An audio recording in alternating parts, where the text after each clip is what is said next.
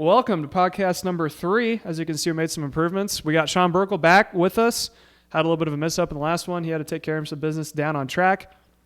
If you recall, that was with Mike Burrell and Jason Burgess, two very big icons, especially in karting. They were here promoting the USAC Elkhart Grand Prix, which unfortunately I couldn't go to. I was planning on being there, but I got put in quarantine literally the day before. So I think Mike is now okay with me. I think he was a little disappointed because they were a little bit, I would say short-staffed, but I think they needed some guys up there for that one. We're just going to be going over, this podcast is basically talking about everything that happened to us in 2021, our future plans into 2022 we're going to do over the winter. We're close to being done with this season. We still have SKUs of Supernats yet to go.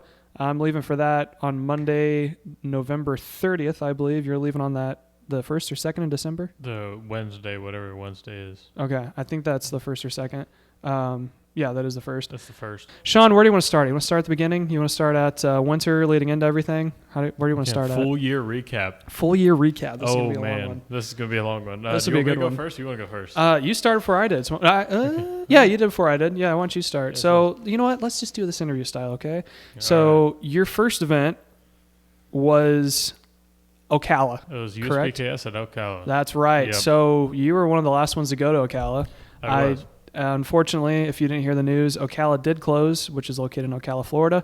One of the best kart tracks, I would have to say. It's kind of a shorter layout, not on the smallish side like Bull Ring, but it was definitely small. I'm definitely jealous I didn't get to go. I mean, I've been there before, but it was when I was a kid. My brother's running Rotax. So just tell us about that event, because that led off a whole bunch of things for you. You went down with MP. That was the first time I had been to Ocala. It was the first time I've really traveled a distance for a race.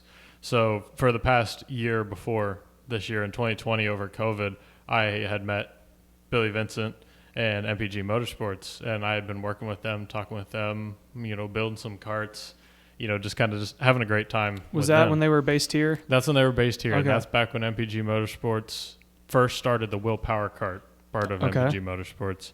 MPG Motorsports has been around as that name for a while through Billy's parents and all the racing that he did, and then it moved into Brett made his own karts when they were racing back at Badger Kart Club in Wisconsin. Which has been of this year. Those are fast karts. Even they though are they're fast 8 karts. years old, they're still fast. They are still fast. Brett knows how to build a fast go-kart. And then in 2020 is when it started being the Willpower Kart, and so that's when I met.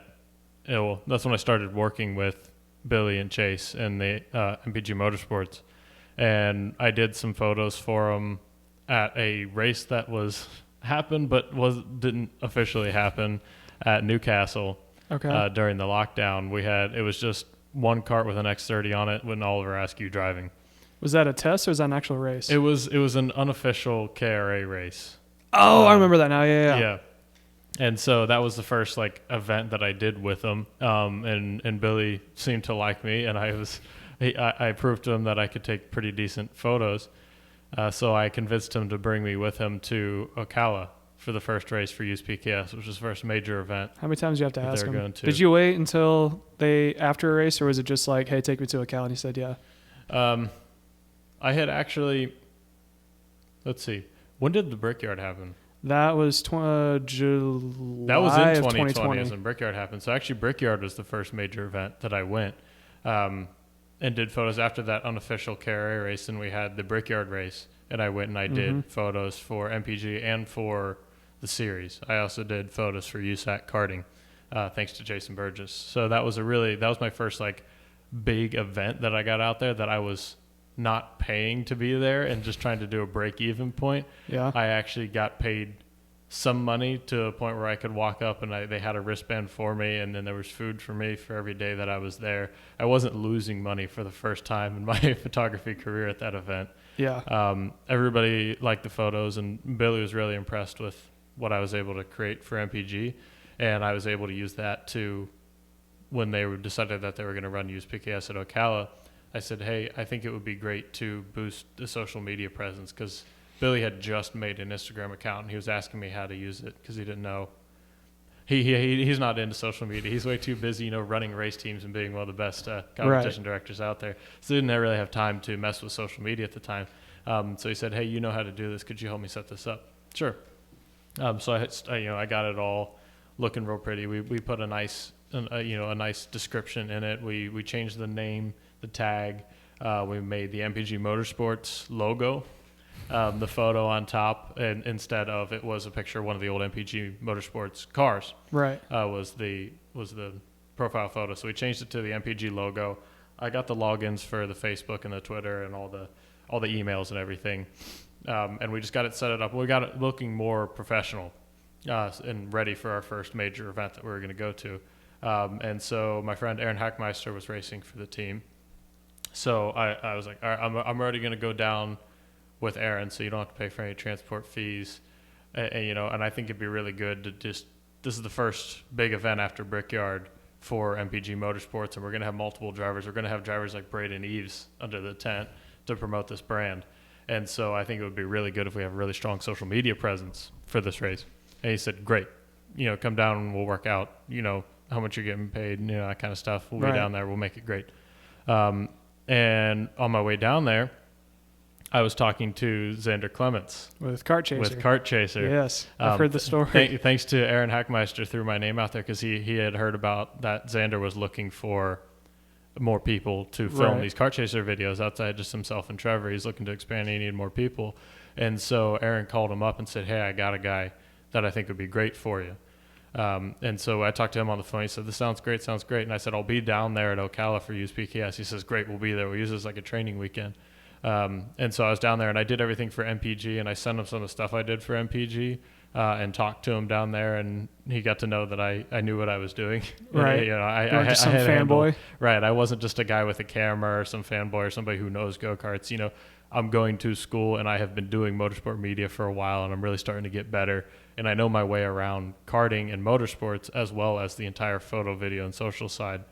And he said, after that weekend, you're going to come work for me for Kart Chaser the next week for Rock at Ocala.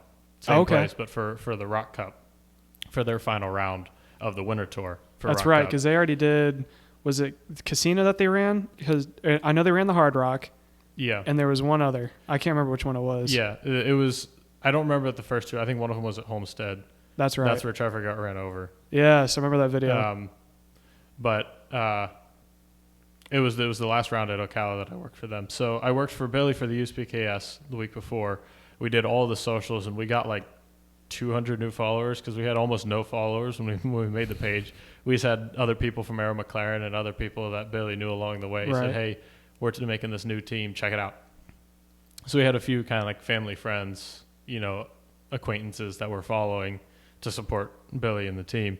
But we gained a bunch of new followers because we were the only team that had that much of a media presence at the race. And so really, at USPKS? Yeah, we're the only one that had a consistent media presence. Really? Because I was posting results from every session with photos, and we were doing some video stuff. And I was doing just stuff for MPG that weekend. So I just went ham, and I had all sorts of video and photo stuff on the stories. And we just had full story follow along as if you were there the entire weekend. I covered every session. All of it was there. So all the drivers were sharing it to their stories. The series was sharing it to their stories. And Xander's like, all right, this is going to be a great guy to have on board. And Billy's like, I want to keep you on board for more races. So I worked the USPKS race at Ocala, and then the very last race at Ocala, which is the final round of the Rock Winter Series at Ocala. Okay. Were the first two races I did this year with MPG and then with Kart Chaser.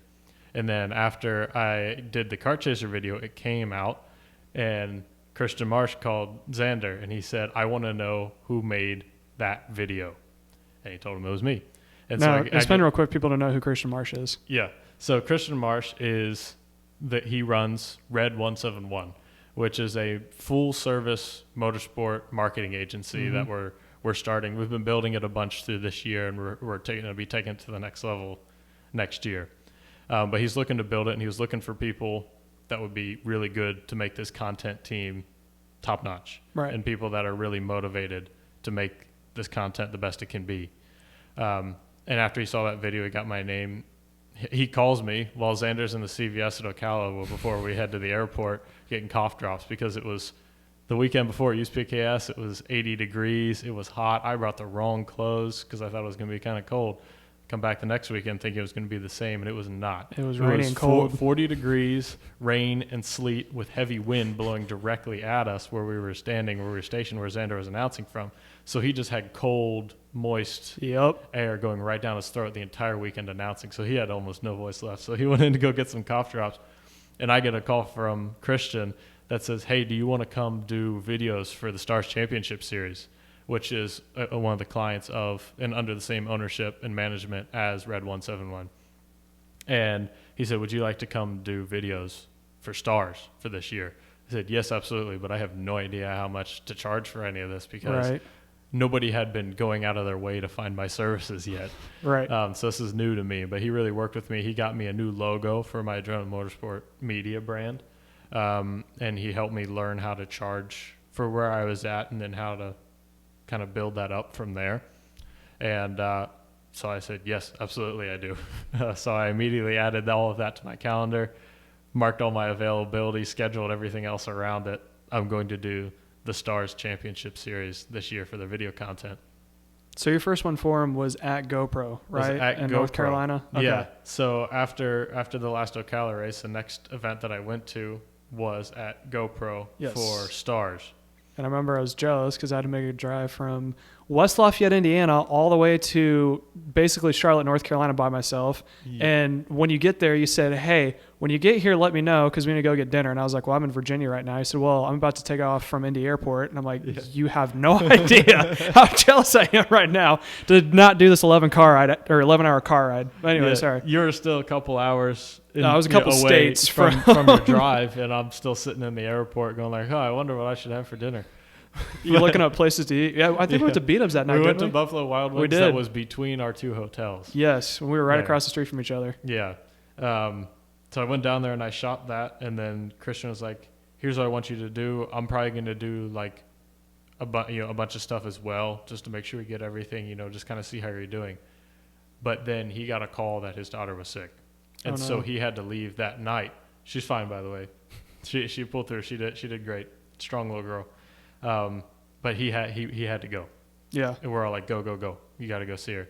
So he left and drove all the way back to Ohio overnight that night, which left me by myself to do the video for my first project for him. And this is your third major event you've done, right? It's the third major event that I've done. And it's only the second event that I've really done proper video at. Right. I just bought a bunch of new equipment and everything else. I was still getting to grips with it. I knew what I wanted to do, but all of a sudden it was just me. There was no backup. If I didn't get it, we got nothing. So it was big.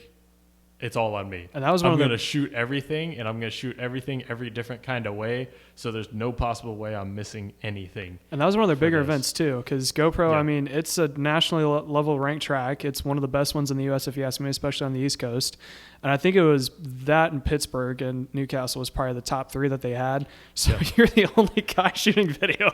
I was for the best races. Yeah. So I'm like, okay, I'm going to make sure that I don't screw this up because this is a big opportunity for me because I knew there were a lot of potentials outside of just Stars Championship Series that Christian would be able to provide or at least put me in connection with. So I'm like, this is my chance. This is my time to shine.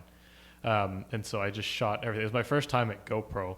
I didn't know the track. Mine too. And I wasn't there for Friday practice. I was just there for Saturday and Sunday. I forgot about that. That's right. So I had just Saturday and Sunday to learn. I forgot because we were at Beat-Ups. You were asking me everything about the track. You're like, where's a good place to take photos? I'm like, dude, I'm a mechanic and announcer. I have no idea. I had not been there until Saturday. It's a cool track, racing Saturday and Sunday. I had never been to GoPro Motorplex. I was looking at pictures from the track and overheads of the track and everything, trying to determine. But I had 2 days of racing action to figure out what I needed to shoot and how I needed to shoot it. And it was raining on and off, and there was pollen and everything. Oh, dude. All right, let me just take a break. Everything was yellow. Let me tell you. Okay, so if you've been in GoPro North Carolina in, what were we there, March? April? I think it was April. You will know. But for those of you who don't, so GoPro butts up to, I don't know if the Woods or I don't know if it's a forest. I don't know if it's like where they are like a lumber yard or whatever, but it butts up to a whole bunch of trees. Like when I say a bunch, I mean basically a forest. And when you say everything was yellow, my car, I have a red Toyota Corolla, and that thing was a yellow Toyota Corolla. I'm not exaggerating. My fuel tank, because it rained off and on throughout the weekend, because it's springtime on the East Coast, on the bottom of the fuel can, like the jerry can or whatever, it was literally caked, probably about a half an inch of just nothing but straight pollen. I went to because my allergies starting to kick up because I have bad allergies, and I went down to the Walmart, which is down the hill from my hotel, just trying to basically, get medicine or cold allergy medicine. I went down there was one bottle left, and it was like the Great Valley brand, and I'm just like, okay, this is going to have to do. But it was bad. Like everyone's noses were running.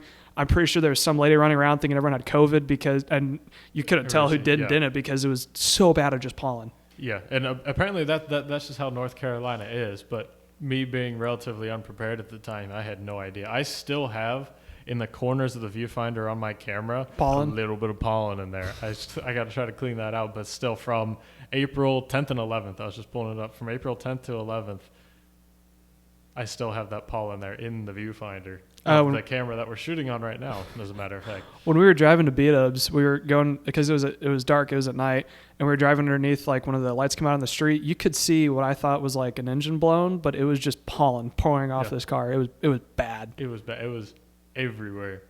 Apparently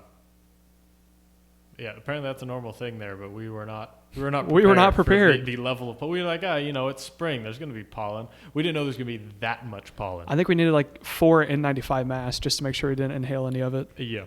So I'm going to take a quick, let me see what the time is right now.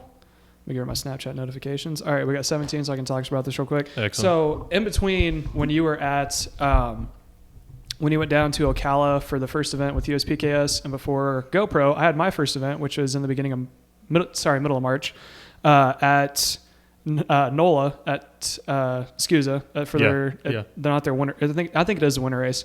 I found out I wasn't going for announcing. I did a lot of mechanicing this year, probably more than what I thought I was going to. I did it for the Harding race team, Harding racing program, and I was a mechanic for Robert Fige.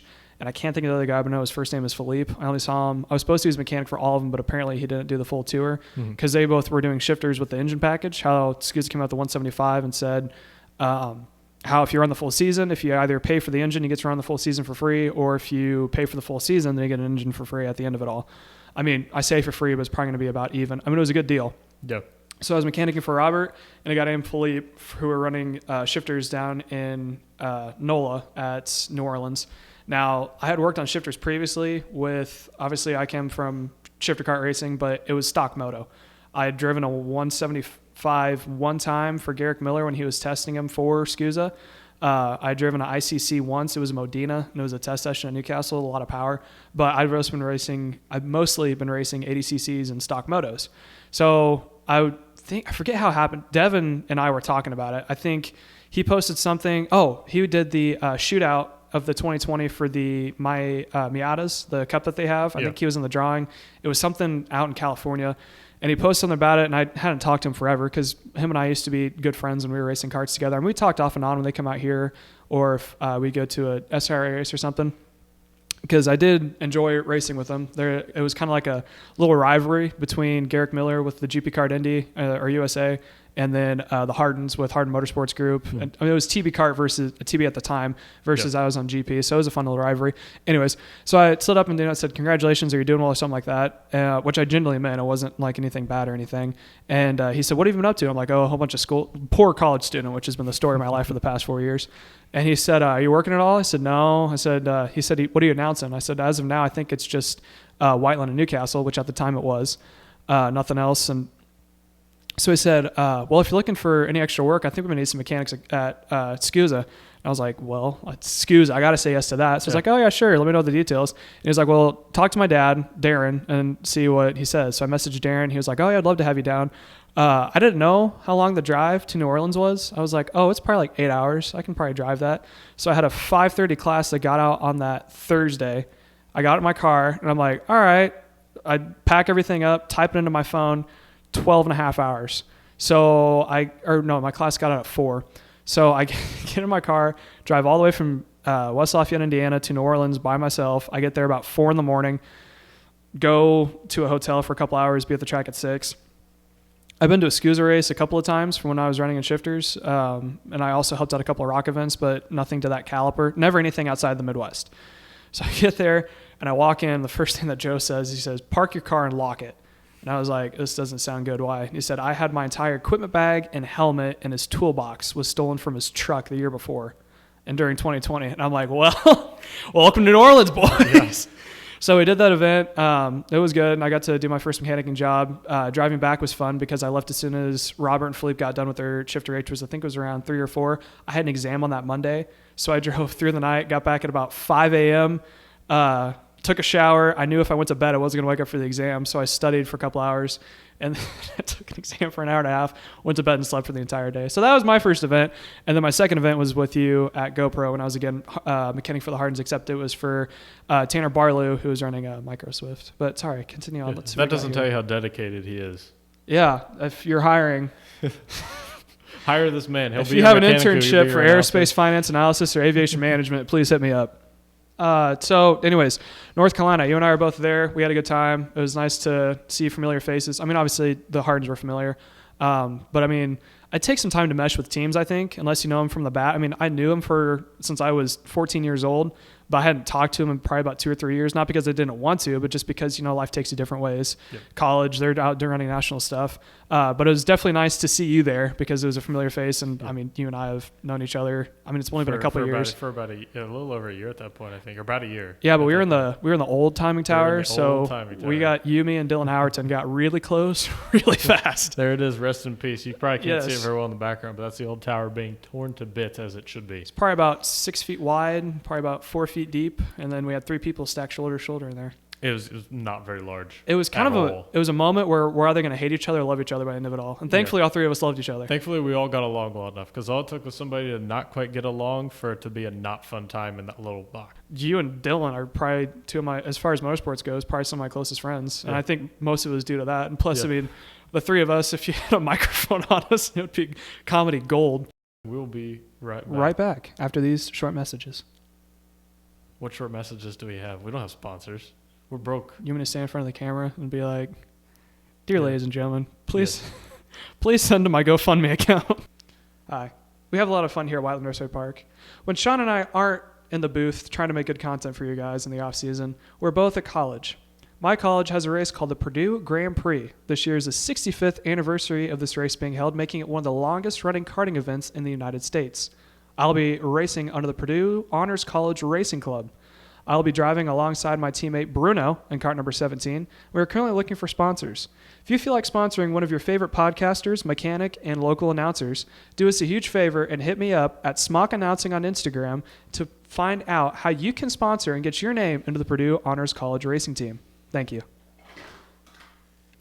Welcome back. We're here once again. If you were just with us, which I believe you were, we are now moving past what happened in April, I got that right, at GoPro Motorplex with the SCUSA, that was Stars. Stars Championship Series. Yes, now we're on to you with USAC, not USAC. I can't talk right now. Hey, it's just like GoPro all over again. Oh, no. We'll get there. Don't worry. Oh, that'll be a fun story. All right, now we're going back to USPKS at Newcastle, which was in mid-May? The first weekend of May. Why don't you tell us about that? You were out there for Kart Chaser, correct? Yeah, I was out there for Kart Chaser and MPG. Pretty much anything I was out there for Kart Chaser, I was also there for MPG since MPG ran all of the USPKS races. Okay, so take us to the scene. We're at Newcastle out in Spiceland, Indiana, which is located on the east side of the state. It's probably about spring weather, so why don't you just kick it off for us? Yeah, so I knew that I'd met Trevor at Ocala for USPKS. Was that briefly. before or after he got hit? That was after he had got hit. Did you know him beforehand? I did not. I didn't know Trevor at all until he came and talked to me to see what I knew, to kind of interview me when I was under the MPG tent for USPKS at Ocala. But the reason that Xander brought me specifically, really wanted to do your me, training, was for the rock races because Trevor couldn't make the rock race. Okay. So it was just me. So that was another one of those scenarios where it was just me. And hopefully I got everything. And so that was my first. If you go back and watch that kart chaser video, that was my first kart chaser video that I filmed. But USPKS at Newcastle in May was the first time that I had actually worked with Trevor. It was me, Trevor, and Xander. Now, were you helping out with the kart chaser happy hours at this time? No, happy hour is all Kyle. Okay, Kyle I didn't Cooperson know. does That's all right. of that. Yeah, Okay. he does all the live stuff is what he's in Yes. charge of. Trevor and I do the kart chaser videos, the team videos, the commercials, all that kind of stuff. Yeah. The stuff that has the post-production work. But this is the first time I worked with Trevor. So my dad brought an RV out to Newcastle, since he lives in Cincinnati, not too far away. He brought it out, and he printed off a little sign for the side of the door that said Kart Chaser Mobile Command Center. That is awesome. So we had the Kart Chaser Mobile Command Center, and Xander officiated for USPKS. That's right. While Trevor and I shot all the videos and stuff. That's how he could. Now, pay did for he Trevor and I officiate to that, be or there. did he announce that and officiate it? He just officiated. Okay. He did not announce for USPKS until the series finale at GoPro. Okay. Just a few weeks ago. So he was officiating. So he was up on one of the scissor lifts all day. He had 3 layers of jackets on because it was cold and windy all the way up there. And then it was Trevor and I filming the kart chaser video. So it was the first time that I really worked with Trevor. So we did the entire kart chaser video, and then kind of the highlight of that weekend was under the MPG tent, where Aaron Hackmeister and Austin Fairfield. Is that when Austin bet. jumped into the river? It is. He jumped into the lake. Or the lake, my bad. Yeah, they And had Aaron got a mullet. They had a bet. Regardless of the terms, they both ended up doing the losing bet there, essentially. They ended up doing. And so Austin had to run from the MPG tent, which is in the back corner of the pits, all the way to the lake by I-70 on the other side of the track in his underwear and jump in the lake. Oh my God. Was what he did. That. And then Aaron's side of the bet was he had to get his hair cut right then and there at the track into a mullet. But we thought it was going to be everybody thought it was going to be a crude mullet, but we found out that Tristan Farber, his mom, is an actual hairstylist.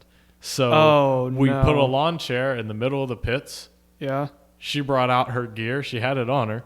She brought out her gear, and she gave Aaron a mullet, which actually, rather disappointingly, looked quite good. We were hoping it would be a hack job mullet. Wait. Does a mullet, I don't care who it is. It could be Matthew McConaughey. It could be any celebrity. Does a mullet ever look good? It really worked for him. We were all kind of disappointed because we thought it was going to be a hack. You were like, it's a mullet. It's the most embarrassing hairstyle you can do. But she did it, and she made it look good. She put little racing stripes in the side. She made it look good, and it actually worked, to our slight disappointment. It actually looked good, and he kept the mullet for a while. He had that for a while. Yeah, and then he kept the mullet for a while. But that was kind of our highlight of that trip, was Austin jumped in his underwear. We got a couple. I got a couple photos, and my dad got a couple photos of us posing on the line after he jumped in. I filmed the entire thing. He had to be so cold after that, dude. That day was actually a little bit warmer. But it was at the end of the day, though, wasn't it? At the end of the day. It was kind of cold. Yeah. But it wasn't too terrible. Yeah, and then Well, he's from Wisconsin, so he's used to that. Exactly. That's probably summertime weather for him. Yeah, so that was the highlight of that trip. And then after that, we move on to the next SCUSA race. That was at Utah, which that was actually my first time going farther west than I want to say Oklahoma or Texas. Like I was excited to go because I've heard, I love the mountains. When I get done with college, I definitely want to try to go out to Colorado, Tennessee, one of the Carolinas in the mountains. I definitely want to be around the mountains. So I was looking forward to that. I've seen videos of the track, and you can see the mountains in the background. I'm like, oh, this is going to be pretty. So I flew out after class, shocker, on I think it was Thursday because we had practice all day on Friday, I believe. Yeah. So I flew out on that Thursday, got to Salt Lake City. Salt Lake City is a lot bigger than I thought it was. I thought it was kind of like Indianapolis where everything's kind of condensed. I was in an Uber by myself for an hour and 20 minutes going from the airport to the track, which the track is, Salt Lake City, as my friend described it, he's working out there in aviation, who I go to school with. He kind of described it as a hand. So if you have like the airport right here, Salt Lake City is like over by your pointer. Or sorry, the track is over by your pointer, and it goes around the Salt Lake, and it's gorgeous. It was a springtime, so the weather was probably about 50, 60s. It was jeans and a sweatshirt, which I absolutely love. I like sweatshirt shorts. I like sweatshirt jeans. I like, basically we don't have to wear a coat and you're so comfortable. Yeah. I was mechanicking for Robert Fijigan. who was running shifter as well. So I got that there. Got there probably about Thursday around 5 o'clock. I get to the track, and I'm just in awe because I've been to Switzerland before, and that's gorgeous. Don't get me wrong; it's probably the prettiest place I've ever been in my life was in Switzerland. But I'd never seen anything kind of close to that in the U.S. Like I've been to New Hampshire and all that, but it's just different out there because it's snow top because of how high you are. The Bonneville Salt Flats butt up to the track. Yeah. Unfortunately, really? Yeah, it's gorgeous, and it's in between two mountain ranges. So you have mountains to the right. You have this huge spot of just flat, like where the salt flats are, and up to another mountain. It would rain. It didn't really rain on us during the track time. I think it rained a couple of times going to and coming from, but it's cool as you're so high in altitude and the mountains are even higher to where it would rain. And then at the top of the mountains, it would be snowing because of the altitude. So it was cool to see like white snow top mountains. It was fun because the Hardens had a whole bunch of people come out with them. Obviously they had like all the drivers, all the mechanics, the Harden family was out there. They got a van is how they got us back and forth. And I tell you what, Doug Harden has a lead foot in a car that he doesn't own because it was expensive. He's like, I'm getting every dime out of this. Yep. So it was cool. We were all in like this big house that was used for skiing in the wintertime. Race Liberante was with us, and that was fun hanging with him, Cody Beck. So that whole part was really cool. It was right before finals for the end of the year. So it was cool just to get a break from that.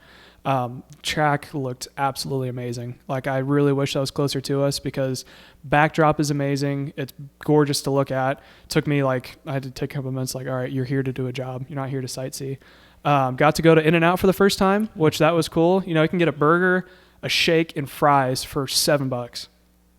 Which is how much a burger costs at Steak and Shake in Indiana. I hear that's the west coast, the west of the United States thing is to go to In-N-Out. Well, we were there with Kyle Kennedy, who was with the team too, and this is my first time ever. I'm expecting like Disney World. This, I've heard so much talk about how good In-N-Out is.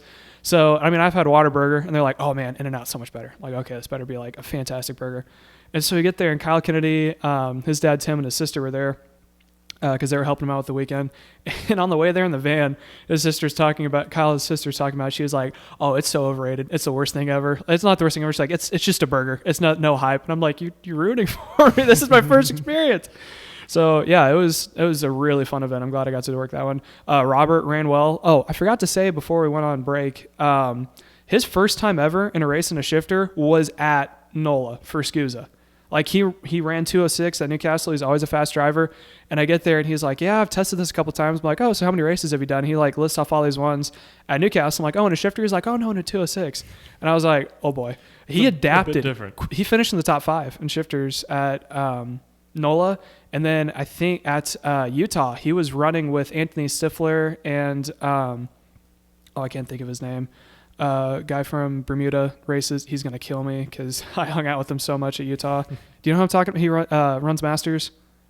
No, I don't really know most of the Masters. Sketchy, I think. Sketchy Burns. Yeah. That's who it is. Sketchy. I'm sorry. He was running the same times with him. And yeah, he impressed me at NOLA. He impressed me at Utah.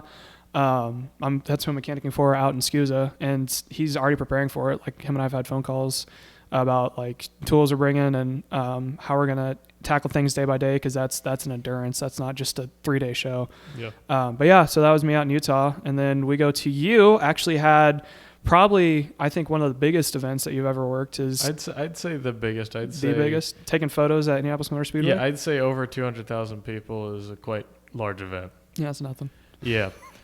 So for the entire month of May, I was working for IndyCar for IMS Photo Department. I was shooting the entire month of May for IndyCar, which was amazing. I had met Chris Owens 3 years before actually. I met him in 2018 at a charity event at Speedway Indoor Karting. Was that Tuesday Night Thunder? Very first Tuesday Night Thunder. Oh boy. I met him. There were all the drivers there and everything.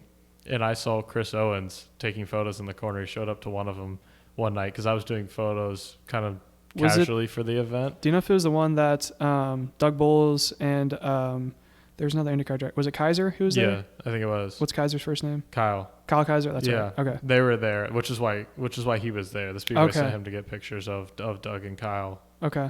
doing photos there. But I saw him get some photos there. Like, that's Chris Owens. He's the guy that does photography for IndyCar. He's the head of the IndyCar photo department. So I went over and introduced myself to him. Everybody's, over talking to the drivers. Nobody knows who he is. But to me, that's the celebrity that I want to go talk to. I want to go talk to Chris.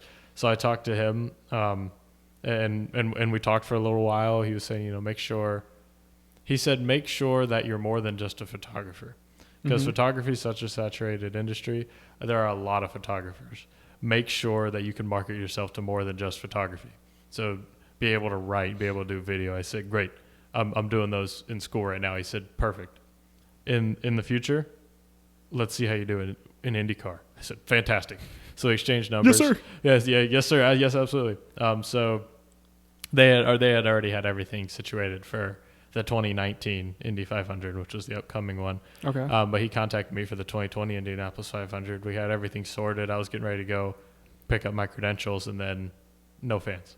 Right. They had already cut the photo department, so he said, you probably won't be able to come because we're cutting the photo department quite a bit. And then there was no fans. And my assignment, at least for 2020 especially, was to get photos of fans and fan zones. And, well, there were no fans to get photos of, so my position didn't exist. Right. But we kept in contact. He said, we'll keep in contact. Hopefully we can do something next year. So we kept in contact. I was getting ready to call him up in February, actually. I was getting ready to call him up I said, hey, May's coming up. What, are you still interested? Can I still come shoot the 500? He said, yes, absolutely. How'd that make you feel? That was pretty amazing because he remembered who I was. He remembered the conversation we had in 2018 at Sean, this charity race. I just want to say I love you, but everyone saw you walk into Speedrun Dirt Karting because no one there was over 6'2", and then here you come walk. How tall are you? Are you 6'8"? 6'4" last time I measured. Okay, well, look how you're 6'8". I was also wearing a bright red Ferrari team jacket. Yes, you did, and I just want to say that this kid, literally his head touches the ceiling of my car. So everyone saw you walk in because, you... But Chris is also that tall. He is. Chris Owens is when you guys also were over in that the tall. corner, I was like, this makes sense. All of us short guys are over here. When you're that tall, you're not a driver. I thought you guys were talking about how short everyone was. When you're that tall, you're not a driver. I was always told as to start getting taller. You say, what you call a tall racing driver? What, a mechanic? This is true. You don't drive. Yeah. There's a rare exception now that George Russell is pretty tall. So is Ocon are both pretty tall and made it to Formula One, but they're rare exceptions. Ari Leindijk, people thought he didn't think it was going to be. He couldn't go into Formula One because he was too tall. Because he was too tall, and it became a safety and a fitment issue. You can't fit everything in how compact the cars him are. And then both the Wilsons, I think, were sitting on the floorboard of the car because of how tall they were. Yeah, Justin was. Yeah, and Stefan too. Justin and Stefan were both really tall that they barely fit in the cars. Yeah. So I knew that wasn't going to be an avenue, which is why I went to photography. And so I started learning people. I learned Chris Owens, and that's how I met him. He remembered me. So when he called me back in 2021, when I was getting ready to call him, I'm like, I don't know if he's going to remember. It's been almost a year since we've actually talked, and everything kind of fell through. I don't know if he's going to remember me. He calls me up and he goes, hey Sean, you still want to shoot the 500? I said, yes, absolutely, I do. You still remember who I am? You still remember everything that we talked about? Like I said, the guy yes, from Cars. He knows my name. Yeah, he knows my name. So I was super excited. I started prepping everything I had, studying everything months ahead of time. You were excited. Oh, and I forgot to say that in between all this, we were working events here. Like you were doing. We're doing all the club races here. Yes, I was announcing all of them. You were doing every job they needed you to. What was your actual title? Assistant race director? It changed. It was technically assistant race director was my initial role, but I kind of ended up being assistant race director, facilities manager, people manager, timing, scoring supervisor. I think if you're up here, eventually shifted to events manager events manager. If you're up here no matter what you're doing, you're automatically scoring. Timing and scoring and whatever job you're doing, because I was timing, scoring, and announcing if you guys had problems. The behind the scenes guys who I kind of turned into, I made sure everything was going well with the employees, and then ended up doing timing and scoring as well. So I got well rounded in that. I kind of did everything, which is a good experience for me for no matter what I do. I got to learn the timing system. I got to manage employees on a race day, which is different than managing employees on day-to-day rental activities and such. But yeah, so then we moved on to the Indy 500. So I kept prepping and prepping and prepping, and then the month came and I shot the entire month, and it was the most amazing experience. Oh, I'm sure. Shooting the 500. Now you did everything, right? You were there like all throughout practice, carb day, qualifying. Yep, I was there for everything. All Grand Prix as well? The lights races, the Grand Prix, the 500, carb day, everything. Media day. I was there the entire month. If there was action happening, I was there. Yeah. So I had some events and tasks that were specific to me, but I was still the new guy. So there wasn't going to be something that they were super banked on, needed to be shot and shot properly, that they were going to assign to me, understandably, because I'm the new guy. Right. But I had a pass that could get me anywhere. I could go pretty much anywhere. Yeah. That I needed to for the shots. So, prove to me that you can be an IndyCar photographer. Right. So I shot everything that I had on my assignments list, and then I just shot everything else and just sent all of my best. So all my best went to them. I think some went into the archives and such that I shot. So I just shot everything and tried to prove that I could. You weren't a fanboy. Yeah, you knew what you were doing. I knew what I was doing. I could work in that type of environment, and I could get creative shots. Yeah. Because plenty of people, not to diss on anybody, but plenty of people can get shots, and they can get the shot. You're paid to get podium pictures. You're paid to get pictures of this car. You got them. What separates somebody from the rest of the photographers is making those creative shots. And Chris is very well known, and Joe Skabinski, who's one of the other heads at IndyCar. Those two are known for being really creative. Yes. They're not just getting photos of race cars, and they're not just documenting the event. They're turning it into art. And so that's why I really wanted to learn, because I would stay late into the night. I would make sure I was one of the last people to go home, so I could get the full experience, interact with everybody in the photo department, and just learn how everything works in IndyCar photo and how everything works in a big professional photo department like that, and watch how the professionals, watch how the best in the business do it. I watched Chris and Joe and just watched how they did it, and just learned. That's what it was all about, was learning. Some of my photos got used for marketing materials. Some may for this May, you might see some of my photos in there. I did get a publication out of it because did you? Kevin Magnussen was there on one of the practice days. Okay. Nobody else noticed that he was there. No way. Nobody else noticed he was there. You were the only guy that noticed that Kevin Magnussen was there? And Marshall Pruitt calls Joe Skabinski, and he said, "Hey, I didn't see any photos of Magnussen in the photos you guys uploaded for today. Did anybody?" Because he has his own photographers there, and if they don't get it, then he goes to the IndyCar photos. Right. He said, "Did anybody get a picture of them?" And Joe was like, "Yeah, Sean did." And I was like, "Oh." I did, because I was bragging about it. I'm like, "Did y'all know Magnussen was here?" They're like, "No, Magnussen was here." They went back out. He was gone. He wasn't there for very long. Dang. But he was there. He was there standing near Grosjean's area. Okay. Just watching practice and seeing how IndyCar was, and he was like, and he talked to Marshall Pruitt about it. But none of the other photographers noticed that he was there, and I got a real good shot of him, and he had his mask up and everything, so everything was COVID safe to be posted on the internet, of him talking to one of the mechanics there, and that was on racer.com. So then awesome. The next day, Joe's like, "Hey, check Racer." I'm like, there's my photo. That's my photo, and in the corner it says IMS photo /Sean Birkle. There you right go. There, I'm like, I've made it. I've been published as an IndyCar photographer on Racer, in Racer magazine. Time to get a new career. On that, yeah. It's like I've made it. That is my checkpoint. I'm like, there I am. I'm working for IndyCar. I got a photo published for IndyCar. People here know who I am. People know my name. People are liking what I'm doing. This is incredible. This is what I've dreamed of for so long, that I've been working for. It's just that entire month was just a dream. It was Sounds like it. So amazing. I was so happy for you too when I heard that. It was everything about that was awesome. I'm really hoping that I can go shoot again in 2022. That was the only time when I showed up for a race here that you weren't here because you were over there. Remember, I showed up, I talked to the Howard, I'm like, "Where's Sean?" Never mind. It was the only time when you weren't at work, and I wasn't upset because I was very happy that you were doing that. Every other time you missed, though, different story. Yeah. Something I forgot about completely was in May, I announced for the Buckeye Karting Challenge at G&J Kartway, which I believe, don't quote me on this one, maybe from that race, I think it was the biggest event in Ohio. Had over 250 carts for that one. That series has been up on the rise recently. It's a state series in Ohio. They said from the start that they were only going to be doing Ohio. They weren't going to do anything bigger than that. Wisconsin has a state series too that they do. That's getting some traction and going. Personally, I think that's a good idea. Like, I wish Indiana had a state series. I mean, I think with the amount of street races we have here, you could probably do one where it's like Whiteland, Newcastle. If you could convince them, South Bend, because that's a beautiful track, and then maybe do one of the bigger street races here like Elkhart or Goodland Grand Prix or something like that.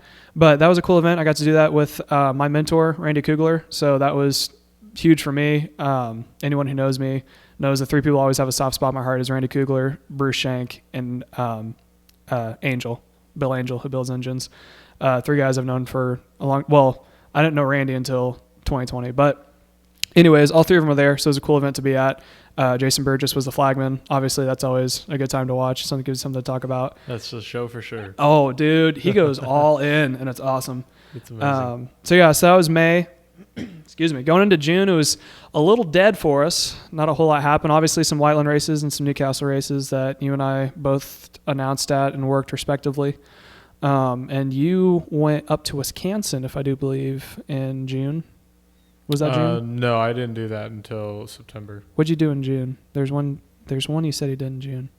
We did the second round of Stars. That's what it was. Okay, yeah. We did Stars round 2, June 12th and 13th. Before at that, Newcastle Motorsports Park. Sorry, the weekend before that, I was in Quincy doing the Quincy Grand Prix. That's over right on the border of Illinois. Actually, our hotel was in Missouri.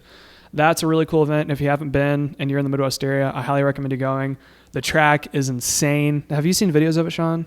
Yeah, I've seen videos. Dude, that doesn't do it justice. There's more than one. I come to find out because I put a car in one of them. Oh, boy. I think the track was like 1.3 miles long, and it's a park. So, and there's more elevation change than what I thought there was going to be. I thought it'd be relatively flat. Everything is on a hill, and it's a hill. So they repaved it. There's still a crown, which I mean, I grew up racing street races since I was probably 13 years old, and that's all I did as far as shifters go. That's like my bread and butter. That's what I feel like I'm the most comfortable in, more than I am an actual track, believe it or not, which is weird. But I was there under hard intent. I was wearing one of the 175s on a comp cart. And the track it's smooth as glass. You have to be very deliberate when you go over the crown. You can't really like be lazy with it, or else you obviously lose steering because the cart bottoms out. So it has to be like one or the other, which again for me was second nature. That's why I don't do so well on actual tracks, is because I'm used to when I go over the middle, you go over the middle. But it was cool. I got to race with some of the people I grew up racing with. Joe Ruck was there. I raced with him a lot in 80s and a little bit in 125. He was always faster than me, but this race was awesome because I have matured as a driver. And I was actually, during the feature, I was on his back bumper for the first couple of laps, and I was getting all excited in the car. I was like, oh my gosh, this has never happened before. He was running. Devin Smith-Harden and Race Laborante were in a league of their own. They're both running. I think Devin was back and forth. He couldn't decide between a KZ and a 175. Race was on a KZ. They were both scooting. I was about 0.8 off of both of them, so I was within a second, so I was happy. But no, like I was saying about the track on a hill. So you come down the start-finish straight, which isn't really a straight. It's kind of a bend, and it's all downhill. And then you come to the ski jump, which from the videos, I'm like, okay, that's probably just a little bump in the brake. No. That's because you hit on the inside. I found out if you hit it on the normal racing on the outside, the front of my cart dug into the track. Like it came up and the front came down. And I was like, and this was during first practice, like lap 5 or 6, because I was falling over on the inside. Like, you're killing so much time coming down and then going back out wide. Like, I'm just going to go over it. Well, I did, and I heard scrape of plastic, and then the whole cart slammed down. Like, I'm never doing that again. Just like the bump at Monaco, the speed bump at Monaco, when it goes around it. Oh, dude, it's so much worse. Actually, I've never raced Monaco, but I could tell you it was bad. And then you come down the hill. It's gorgeous. It's in the woods, so you get a sense of how fast you're going. You go into this big old, it's not really a hairpin. It's I hope I say this right. It's not a decelerating radius. It's what's the term for it when it widens up on exit? I don't know. Increasing radius. Yes, that's what it is. It's an increasing radius, so you can get on the power quicker. You come up and you go into S's, which is really cool. It's not just like typical street races are usually in a street or a park, and it's usually 90-degree corners, maybe a chicane every now and then. But they had you went through actual S's. You went to the back part of the track. gorgeous backdrop. Like 15,000 people, 10,000 people showed up for like spectators. They had literally a tram system to where you would park because they didn't have enough parking inside the track. Where we would park at, you'd hop on this tram and they would take it into the park. Pits are inside, which is awesome. They had a concert going the entire time. There are a bunch of guys down in I think that was turn 4, like where the increasing radius was at. Race actually, I don't know if he skipped a chain or lost his carburetor, but he went down there and he was shotgunning beers with, like he was out, and I come by and he's literally just like shotgunning a beer with the guys, just cheering on the entire race, just drinking a Budweiser. That was a cool one. Sounds Cody like Beck a was there. Nürburgring endurance race at that point. Dude, it is. They break down and they just go up into the crowd. Oh my God. Yeah, that's exactly what it was. I ended up finding out what a stone wall feels like, and it's not I barely touched it. Like I just grazed the barrier and I felt katink, and then I didn't even feel it touch. I just felt the cart hop because I bent an axle. So, I mean, it was a cool event to do. Sorry, I went on a tangent on that one. It's just a really cool event. If you haven't been, cool, the entire city gets around it. Oh yes, they have volunteers from they do a great program with the high school where they have kids who come out and volunteer to get the volunteer hours. The band, they have food vendors there. Like usually it's a struggle to find food. There's actually a grocery store, which is like a half grocery store, half restaurant. That's literally, if you take the tram on the other side of the track, you can get food there. I went there multiple times to get Powerades because I totally forgot. Something else I forgot about is on that Friday before, this is all coming back to me now, we had a night race. And I had to leave right after the 206. I announced the 206 senior race. And we were running on schedule. I think I left here around 9:30. Well, it was a 4-hour drive there. So what is up with I can't ever get someplace early, I don't think. I'm always showing up at 2 or 3 in the morning. Yeah. I think you're a busy guy. I'm doing it's all back to back to back to back. It was. Yeah, I got there. Cool event. But yeah, so that leads us to Stars Round 2, which was at Newcastle. Now let you take over what you did. Yeah. Stars Round 2, Christian was, after all of my hard work at GoPro, he was very pleasantly surprised with how well I did, and he's like, man, this is great. So he put a lot more, after being on my own in GoPro, he put a lot more faith in me for Newcastle. He was there for Newcastle, but I was the video guy. He was there if needed, but I was in charge of covering it, and I took a lot of techniques after the first one. He said, this is great. Here's some things to improve. And that's what I really love about working with Christian is he's like, this is great. Here's some ways you can make it even better. Yeah. And I think he's one of the major reasons that I've got to the point I am now, because I've gotten so much better and learned so many new things over this past year. And a lot of that is thanks to Christian. And I was able to up my game for the video content at Newcastle. It was a scorcher. It was a hot weekend. So I knew it was going to be really hot on Sunday, so I kind of scheduled myself to get a lot of my footage Friday and Saturday. Yeah. So that way I could take more breaks on Sunday and make sure that I just got I at least got the starts and finishes of all the finals, and I got all the important stuff from the finals, but I was able to get all that filler footage earlier in the week when it was a lot cooler, so I didn't have to be out there baking. And as Carly, the photographer for Stars, and Alexis and Christian and everybody who's there can attest to, I developed quite the tan line that weekend. You developed a tan line in May, let's be honest. I did. Oh, yeah. I got quite a tan line in May, and then it got even worse being outside that entire weekend. But between May and June, my farmer's tan got very, very distinguished. It did. It did indeed. I was quite tan everywhere except for where you could tell. I wore a t-shirt polo the entire month of May, and I wore a short sleeve polo the entire month of May, and a t-shirt the entire month of June, because there was a very definitive line where that sleeve ended. We needed to get you a 171 or a Stars Karting tank top. They would have been gone because it was hot, it was humid, which made it even worse. Yeah. But yeah, that was a cool. I was out there as well. I was mechanicking for the Hardens for Tanner Barlow. I did the entire Stars series with him. I had to go to my car just to cool off or go in the clubhouse because of how hot it was. At one point, I didn't have, because it's a hike to get from where you have to park your car to, and this is the same day where they had the car show. So it was even a farther hike from where, because we couldn't put the normal area that park the cars farther back in the track, and I couldn't make it to my car, so I went to the side of the Hardens trailer, and I'm like, where's it going to be the coolest at? Well, I couldn't lay on the ground because people were changing tires. The cart was fine, everything. I checked over everything. We were about to go on lunch break. He had one track session. It was probably about 20, 30 minutes away, and then he was going to go back out. So I was laying up on, they have a gooseneck. So I was laying up on the top part, just like pouring water on myself, just trying to cool down. And I hear Race come in, and he looks at me and he was like, there's 1,000 ways better that you can cool yourself off than sitting in the highest point in a trailer. I'm like, yeah, you're probably right. But no, that was a hot event, and it was a cool event to watch. Stars was interesting.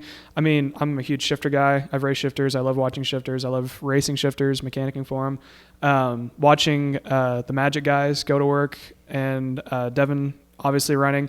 I think shifters now are in a very unique situation with how you have the KZs and the 175s, stock motos, and the Rock. And the Rock. Yep. The Rock, I think, is probably one of my favorite engines that's on the up and coming. It was just cool to see, and Race Factory obviously was out there as well. It's cool to see how it seems like karting is kind of going back to how it was in the early 2000s, where we have these smaller teams that still are a big factor at national races, but they still go to the regional series as a help sport. I love that. I love that about Race and Race Factory. I love that about Andrew Berjoso and all the guys. I love it about MPG and Will Power Kart. All those guys who get behind it, it's awesome to see. And I mean, I think the big three right now is probably MPG, or the big four is probably MPG, HMG, actually there's more than four, HMG, Trinity Kart, Race Factory, Magic. I'm sure I'm leaving a lot out. Yeah, they really have a good ladder program for their clients, because they're not only at the top level national races, yes, but they're also at regional races. Yes. And they're also provide support at some of their local club races too. So no matter what level you are in your karting your karting career, or no matter what kind of series you want to run, you're going to have support from there. You're going to have the top level support no matter where you go. I think it was at Stars at Newcastle when I noticed it, and I kind of had a nostalgic flashback to when I was a kid, because my brother raced on a team called Evolution Karting, and it was more than just Evolution. There was Evolution, there was Top Kart, there was a whole bunch of others. Same deal, where they'd help you on your smaller, and then it was a ladder series all the way up to the national races, which I was very glad to see. So that was the end of June. Let me get into July. So why don't you take this one over? Okay, so we get into July. Our first event in July was USPKS at Road America. Yes. Now, there's plenty of not safe for work that happened that I will not go into detail of for the sake of those involved. But this is the first time I had been to Road America. And Road America was like the big home national race for MPG. Yes. Because MPG is, they're from Billy and everybody, most of the people involved with MPG, they're all from Wisconsin, from Badger Kart Club. So Road America was like the home race. Mm-hmm. And Billy, obviously traveling with IndyCar, that also goes to Road America on the car track, knew his way around and had a lot of connections, a lot of friends there in Road America. So I was there for Kart Chaser and for MPG, and we based Kart Chaser out of the MPG tent that weekend. That's awesome. So the back of MPG tent was also the Kart Chaser home base. So we got a really great Kart Chaser video out of that weekend. It was some really good racing. The X30 field was so unbelievably tight, because even at a track like that really, it rubbered in, so it changed so much over the entire weekend, just because it went from such a green track. By the end of the weekend, it was so rubbered down that the track was always changing. And even though the track was always changing, and it's a little bit, at least from my point of view, seemed like a track that was a little bit more difficult to stay consistent on, with the way that the entire track flowed. The entire X30 field, like the entire top 20, was in less than half of a second apart from first to 20th, even past 20th. Because I think some people, they qualify and they're like, oh, I'm only 2.5, 3 tenths off of Norberg. I'm 23rd. Yeah. Like, what? You're a couple tenths off of the guy on pole, and you're 20 something. Like that. That's just insane to me, that in those karts at that speed at a track like that, there's that much talent at a series like that the entire top 20 is within less than half of a second. I think that also brought up some conversations about officiating as well. I don't want to go into too much detail. You were there. I didn't get a chance. I didn't get to go.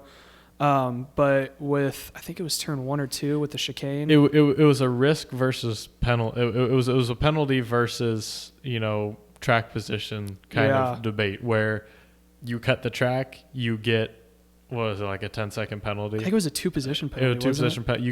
You got X penalty for cutting the track, but you made up so much time and so many positions from cutting the track that it made more sense for you to cut the track and take the penalty on the start than it would be to just go, stay your line. Because you can see in the Kart Chaser video, there's a number of drivers that don't even try to make the corner. They just completely cut the corner and make up 10, 15 spots, and then they get their penalty, and they're still up 10, 15 spots from where they were. If you're intrigued by this, as I was, because turn 1 is kind of like a chicane, but it's open. It's kind of like concrete that comes out. Yeah, it's not quite 90, but it's a really sharp right left. It's kind of like, it's a little bit more exaggerated with GoPro in turn 1 on the exit a little bit, except in a different position. If you want to hear more about it and go into greater detail along with other topics about safety and how they do stuff in races, go to Kart Chaser on their happy hours. They had one episode. I think they had Race Liberante on there. They were talking about pushback bumpers, which I think is a good conversation to bring up. Actually, if you go to any of the videos in the past, they bring up pushback bumpers, but they go into great detail about it. So definitely check out Kart Chaser and Happy Hour. You can find that on YouTube and their Facebook page. Yep, live at 8 p.m. Eastern every Monday. Yeah, I do watch it when I do my stats homework. That helps me through it.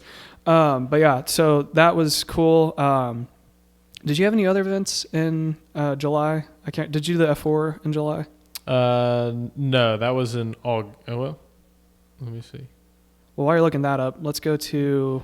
No, that takes us to the end of July, right before the end of July. The weekend, so July had a lot of back-to-back. So we had Road America, then we had a race here. Yes, we did. For Whiteland, and then after that we went to Stars Round 3 at Cincinnati. Yes. Which was fantastic. That was a fun event. I've never been to... That was my first time going to MCC. And so it was an amazing facility. Obviously Sean knows how to run an amazing facility and race team. Yes. And it was just... I think it shows there was another weather mix there. Yes, there was. I forgot about that. Yeah. I think that shows you just how much Sean Bailiff is putting into that facility. Because if you went back, I want to say 3 or 4 years ago, they didn't have enough pits for everyone, and they expanded the pits out. And he's expanding the track here. He is. I actually, when I was there for Buckeye Karting Challenge not too long ago, in beginning of October, I was standing up in the booth for announcing. You could see where the new track, they already cut it in, and it's going to be really cool. I think they're expanding the pits even more. I've heard talks that they may be putting up tiny houses that can be rented out so people don't have to find hotels or stay in their RVs. That is a great idea. That's a really great idea. I mean, if we go there, we're getting one. Yeah. We're getting one. But no, I mean, it's a beautiful track. It's old school. It's a new track with the old school layout. And what I mean by that is it's not cut into, they cleared the field and put it in. It's flowing. It's got elevation change. The S's are really cool when you come out. The 171 hairpin, as Xander was calling it, that was really cool. I think my favorite corner there has to be turn 1 just because it's kind of wide open, but it's you got to be committed when you turn in.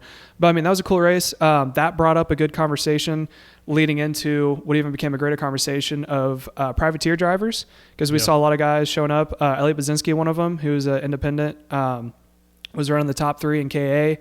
I'm trying to think. I know there's a couple others. We saw a bunch of guys who ran locally at like Newcastle and MCC, Buckeye, whatever regional series, show up to that one. Shifters were cool to watch there as ever. It was a good battle between, Cruz was running. Yeah, Brent Cruz, Bajoso, and Devin Smith Harden were going back and forth for the entire feature. That was overall, that was a really fun event to work. I bonded a lot more. That was when I really got close with the Harden guys. That was a really cool event to do. And then after that, we come to one of the biggest events that the two of us did together. Yes. And who wants to talk first on this one? We could do probably a podcast about this event by itself. Yeah, we'll try to sum it up. But this is the Miami Grand Nationals, which was our first live stream event for Kart Chaser, and I was there filming the Kart Chaser video as well as doing media for MPG and then helping some behind the scenes for the live stuff. And Caleb, you had a pretty exciting role. Yeah, so I met Xander for 10 minutes at it was Stars at Newcastle. At Newcastle, and then again at MCC the weekend before. Well, it started at Newcastle because I walked up to him and I meant to talk to him. I think it was a GoPro because, I mean, I enjoy talking to other announcers. I like hearing their experiences. I mean, Sean, you know me. I'm a very open, go with the flow guy. I like talking to everyone. Everyone's a friend to me, for better, for worse. And so I walked up to him and I was like, hey, if you need any help down the road, I don't know, because I like doing 2 announcers. I'm not a huge fan of one, just because you can, I don't say share the load, but you can bounce ideas off each other, how to do stuff. So I was like, hey, if you need any help or whatever. And he was like, yeah, maybe come up in the booth, but stuff was going on with the Harden group and I couldn't make it. And Aaron's the connection guy. He really is. He got me my role, kind of. He got you your role. I mean, if it wasn't for Aaron, I wouldn't have this. I wouldn't be able to go to. If it wasn't for Aaron, I wouldn't have been working with.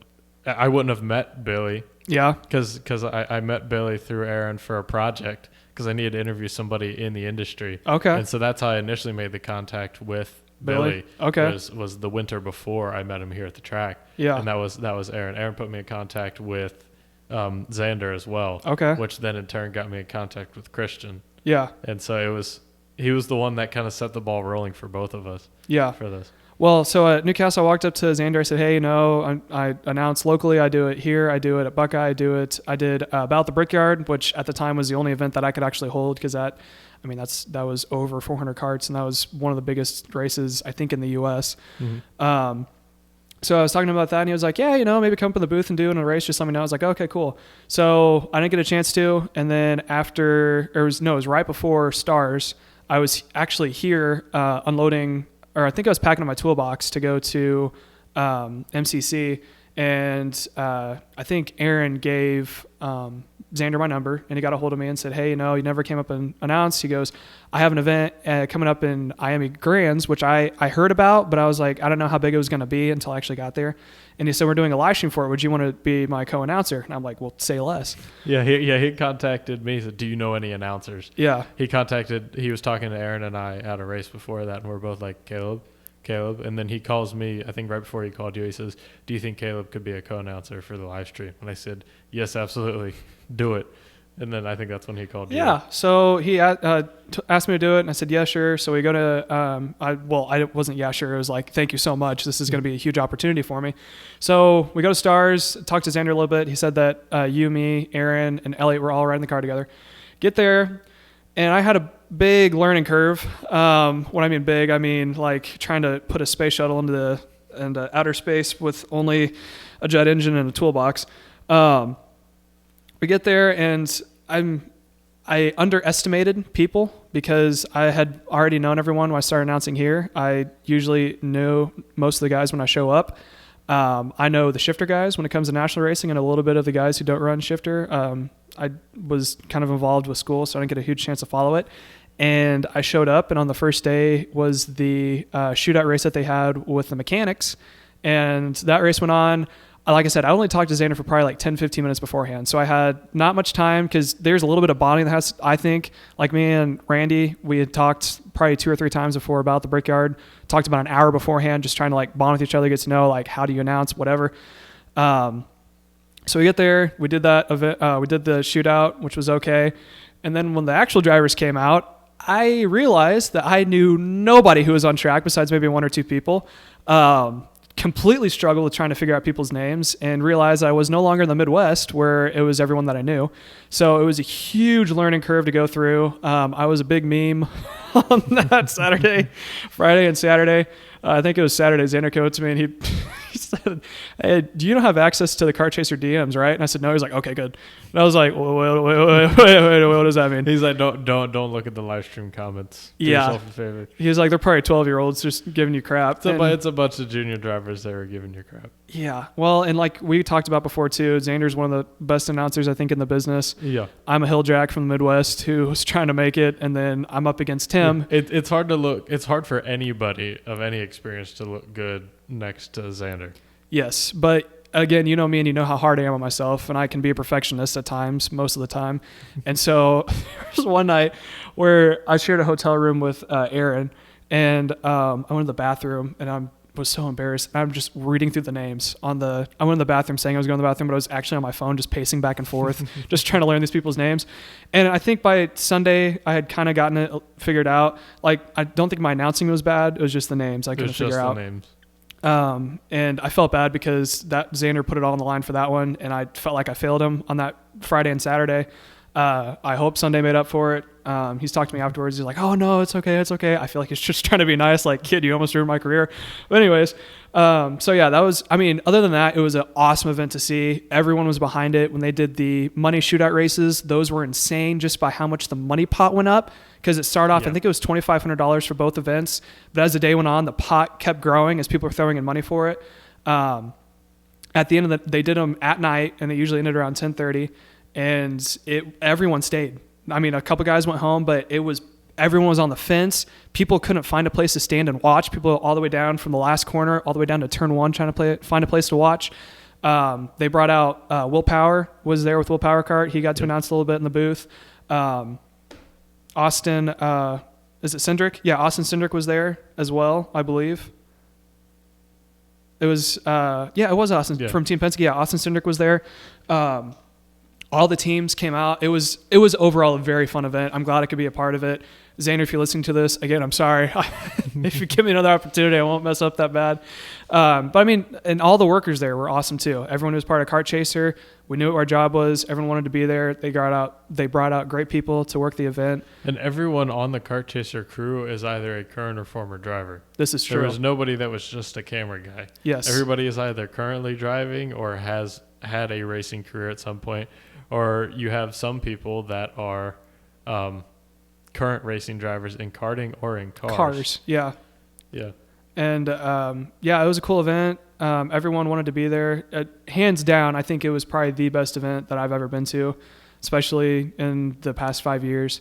I think that helped Kart Chaser 2 get the grounds going. They announced that they're doing more live coverage of all of Stars and then the Texas Sprint Karting Series as well. So that was really cool to see. But yeah, so that was definitely it was the highlight of my year, and it was also the downfall of my year. I think it definitely made me hungry though, overall, to try to want more. And you can't not talk about the awesome footage that I hope we never see again, but it was cool that it happened in one moment. Why don't you explain that with Carson Morgan? Yeah. So probably one of my favorite finish line shots ever shot was the end of the X30 Junior Final for the Miami Grand Nationals. And it was Carson Morgan winning a full sweep of the entire weekend. Yes. In both KA and X30 Junior, winning everything and winning the big money pot for both. And gets a trip to Europe to run the Miami Worlds, right? Yeah, I believe so. And he came across the line, and he's part of the Hog Riders group of kids. So he decided that he would ride his kart like a hog. So coming across the finish line, as he was quite a ways ahead at that point, came across the finish line standing on his seat, one hand on the steering wheel, the other hand, doing the Hog Riders lasso as he comes across the line. It was probably one of my favorite finishes to ever shoot. I think it was amazing, and he has the experience, and he did it great, and it turned out fantastic. But I do hope that nobody tries to copy that, because it was extremely dangerous, and all it would have taken was somebody to bump him to just bump the steering wheel with his knee on the way back down for that to have ended very, very badly. So it was amazing. I'm really glad we got to experience that in person, but I hope that nobody tries to copy that from a safety aspect. I would agree. And I mean, overall, it was an awesome event. But yeah, so that was the end of July, beginning of August. That brings us to August. So these were published at various times, but this is, as I'm looking at my calendar here, this is when I shot Elliot Cox's F4 test. So I had been shooting stuff for Elliot for his spot on the Today Show. Yes. So Elliot Cox and Driving for Dyslexia got a spot on the Today Show, and Travis, Elliot's dad, had got me and had the Today, notified the Today Show and had brought me on to get footage of Elliot at everything that year. And some stuff in the car. I went and filmed a test day in the car, so I had some car footage, and then all of the MPG events. All the events that MPG went to, I got footage of them there, and we took that to the Today Show. So when he had his spot on the Today Show, it was full of my footage. So on the Today Show, you go back, you can see it on my Facebook page, you can see it on Elliot and Driving for Dyslexia's Facebook page. On the Today Show, you can see my footage there for Elliot Cox's interview. And also along with that, Travis got me on the cover of a dyslexia magazine. Really? So there's my photo of Elliot on the cover of Dyslexia magazine. That was really cool. So And that's some pretty cool things to put on your resume, is that I have been published in a magazine cover, not just in the magazine, on a magazine cover, and I was on the Today Show. yes, that is really cool. And I have thanked you, and I can't thank you enough for taking a video of me doing an interview of Elliot at I Am a Grants. At the I Am a Grants. And because I was watching it, and I kept seeing your name. I'm like, this is awesome. Someone from the Midwest finally made it nationally. And then I see a B-roll clip of me interviewing Elliot, and I'm just like, oh, I bet that guy doesn't know how to pronounce names. Anyways. It's Elliot on TV being interviewed by you. Yeah. That's the fourth dimension break. Anyways. It was indeed. So yeah, that was really cool to see. Especially, I like anyone from the Midwest finally making their name. We have a lot of good drivers out here, and some do make it out. Like Eves is from Ohio, and he's in the ladder series. A bunch of Elliot is making a name for himself. He's in F4. Connor Daly is from the Midwest. Obviously, he's in IndyCar right now. So we have good drivers. It's just a matter of getting them to that spotlight. So anytime there's a driver, especially one who runs here locally that I know personally and I get to announce and help, I don't want to say promote, but definitely get to announce on here and have a conversation with, is definitely really cool to see. So that was in beginning of August, so we make our way down, and I believe that was also in August was SCUSA Summer Nats in Newcastle. Yes. And the Elkhart Grand Prix, which, as I said before, I could not make it to Elkhart because I was quarantined for COVID for exposure. And again, it butted up. I was supposed to be at Elkhart Friday, Saturday, and then Newcastle on Sunday, just helping out, hanging out. But I couldn't during that one because I was quarantined as well. But you were there and got to do some awesome footage for that one. I was. That was the SCUSA Summer Nationals. So it was a huge event, and that was SCUSA ran the ski jump layout. Yeah, they were in the Super Mile for that race. They did. Well, at least part of it. They didn't run the full layout into the Super Mile, but they ran the part that goes over the ski jump. And so I camped myself out there for a good part of the weekend, getting some shots of people come over the ski jump. And that was when we really kind of took off on the Kart Chaser TikTok. We started doing more TikTok stuff for Kart Chaser, TikToks and Reels. And we had one blow up. We were just sitting there. My dad brought the RV out again. We were just sitting there eating Cheerios and Pop-Tarts, and we're like, this is a pretty cool shot. Let's put that on TikTok, see how that does, and Instagram. And then we're just like, oh, I wonder how it's doing. Literally 5 minutes later, we check it. 20,000 views on both. Like, what? You can literally keep refreshing the page. Every time we refresh the page, views go up, views go up, views go up. And I think it has something like 60, 70,000 views on Instagram Reels and 180,000 views on TikTok. And it's just one shot that I got of all of the karts in slow motion coming over the ski jump. I'm going to look up and see the exact. I have it. I liked it, but let me see how many people liked it on TikTok. But no, it was a really cool shot to see.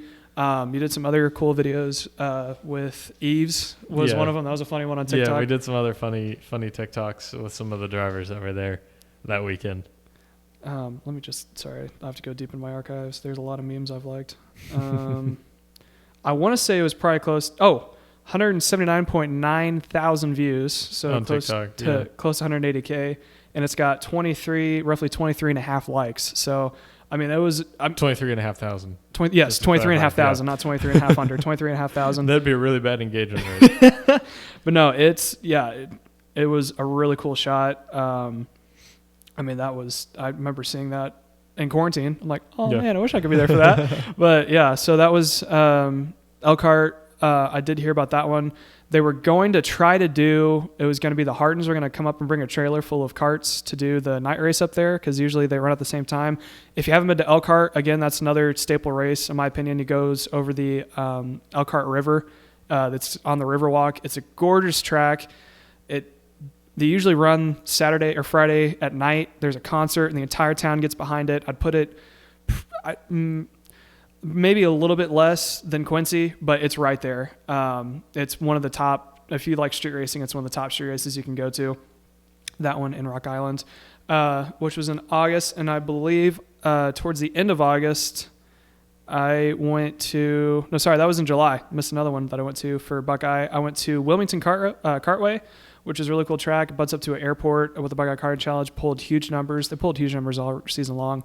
that was a cool event we go to. But that then brings us to, was there anything else in August? I can't remember off the top of my head. No, that was all we had in August. And then September is a little bit more of an Break. easy month. Thankfully, because we're both in school. Thankfully. So that gave us a little bit of catch-up time in school. And then I went and I'm still working on editing because this is the first time I've actually had a little bit of free time. Not much, but a little bit of free time, which is nice. So I'm hopefully going to start editing the video from this.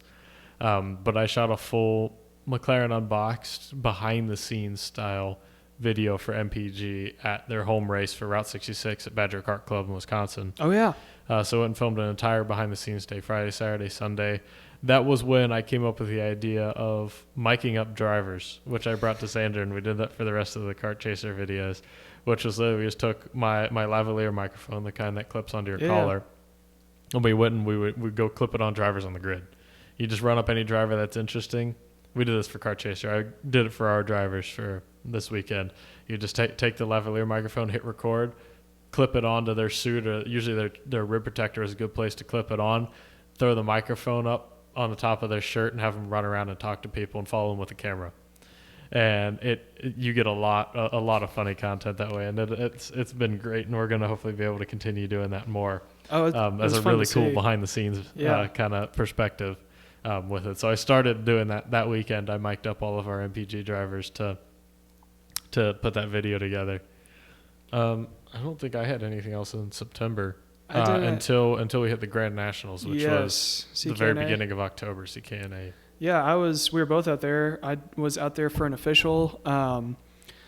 Rick Folks was going to be the head official for that race, and he asked me, I think it was right after Elkhart happened, and he said, hey, would you want to be an official? We're trying to get some good ones to go out there. And I said, absolutely. If Rick Folks asked me to do anything in karting, I'll usually do it. He runs a good program. He was a major part of USAC karting when you and I both got our roles. Him, Mike Burrell, and Jason Burgess basically ran Battle at the Brickyard and the Elkhart Grand Prix. They run a good show. Very oriented on time. Whatever time that says, that's the time they're going out at. So any event that he was working, I'd absolutely work it for him. I got to work that as an official. I was out after the ski jump going over into the cell tower, so I had the most action-filled corner. But thankfully, Troy Adams, who owns Adams Raceway out in California, was out there too. That was the first time I ever met him. He was an awesome person to work with. He kind of mentored me. I've officialed a little bit out here before I started announcing, but it'd been a little bit. And I basically told Troy, I was like, hey, I haven't done this in a while. And he was like, I got you. Don't worry. So it was cool to be out there with him. He was telling me some stories about obviously owning a kart track out in California. He would show me videos. I wish California wasn't 25 hours away because I would go there and run. It looks like a really cool track. It looks like he runs a really good program out there. But it was a fun event. Other than the weather, it was a fun event because it was cold and it rained all weekend. Very wet. I loved it personally for the I'm sure you did. Going Going underneath the tent every hour, I'm sure you liked it. Oh no, I stayed out in the rain. There were a lot of the other photographers ran inside or got cover or had rain covers on their camera. I just grabbed my weatherproof setup and I was just out there in the middle of the rain and I just shot. I'm like, I'm going to get the shots. This is my favorite kind of environment to shoot in, and I love it. And I got some of my favorite photos. Yeah. In the rain. There were some really good ones out there. I remember something else I remember about the rain is they said there's a possibility of rain, so you probably want to bring rain gear. And so me being from the not thinking, because I was in class when I saw the text, I was like, I got a poncho in my backpack. I'll be fine. And when they say possibility of rain, I didn't think that they meant it was going to rain all weekend. So I get out there on Saturday morning. We go out and we're doing all the officials meeting together. There's myself, Scott Bennett from Buckeye Karting Challenge was there. A couple others I can't think of off the top of my head. And they said everyone got rain gear, and I was like, I got a poncho. I'm fine, not knowing. And so we go out there. And it starts raining a little bit, and I put my poncho on, and the closest to me is Scott Bennett and then Troy Adams. Troy Adams is up on top of the ski jump because he could see going into the oval, and then coming to the top of the ski jump, I could see at the bottom of the ski jump all the way to the cell tower, and then Scott had him from the cell tower all the way up through green corner. Then we had other officials around the rest of the track. And so I look over and I see Scott Bennett putting on a full-on rain gear, like pants, jacket, everything. I look up and I see Troy, who's putting on a really thick windbreaker over his coat, and he's putting pants on, like rain pants on, over his jeans. Your poncho was quite thin, if I remember correctly. Yeah, it was a plastic bag. It was that completely I see-through. Yes, it was. And then there's me putting on a plastic bag and Troy went over the radio, and he was like, "Can anyone spot the 21-year-old who's ever done this before?" I was like, "Oh yeah, that's me." So yeah, that was a fun event, and it was cool hanging out with the guys with MPG afterwards, and Xander was up there too because he got asked to come out with Briggs and Stratton to do a promotional video and just to cover the race in general, and that was cool to hang out with all those guys afterwards and catch up. I hadn't seen Chase Jones in forever, so it was cool to talk to him. Elliott I hadn't seen in a while. It was really good racing out there. As an official, it was a little bit difficult because they told us that they didn't want the reputation of being a series where you could just do whatever you want as far as taking people out on track. So there was a lot of penalties being called. Some drivers were upset. Some drivers understood. I mean, I understood why they're doing it. You don't want a bad reputation. They don't have pushback bumpers. They don't want a reason to have pushback bumpers. They don't want any arguments about it whatsoever. So I understand why they're calling all the penalties. But I mean, it was a fun race to work for sure. Yeah, absolutely. And that was, I loved the rain. So shooting that in I'm the rain, sure you did. I loved it. And that was a weekend that it was just Xander and I shooting for Kart Chaser, and then my dad decided to come out and give us a hand. So we had some backup footage from him, and we got some behind-the-scenes photos from him. That was really cool, and it was just cool to have my dad come out and hang out for that weekend. It was a lot of fun.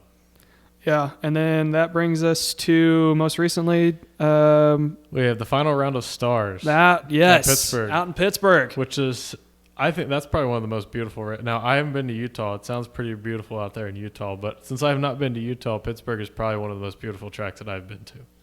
Pittsburgh is gorgeous. It's in the rolling hills of Pennsylvania. I put Utah just a little bit higher just because it's in between the two mountain ranges, but it's flat. It's on the salt flats. It's not in the hills like Pittsburgh is. I think Pittsburgh and Utah were the only two tracks I was jealous I wasn't racing at. You were out there doing videography for Stars and 171. I was out there for Hardens again, tuning for Tanner Barlow. Beautiful track. I mean, it's hard to describe. Almost like if you ever seen October Skies before, like the movie. So it's like a bunch of kids who are into rockets who grew up in the 50s in a coal mining town. It's almost like smaller villages or towns in between the two rolling hills. In the hollers, yeah. Yes. And then you make your way up what you think is a driveway and you come to a racetrack. A lot of elevation change. Beautiful facilities. The track is gorgeous.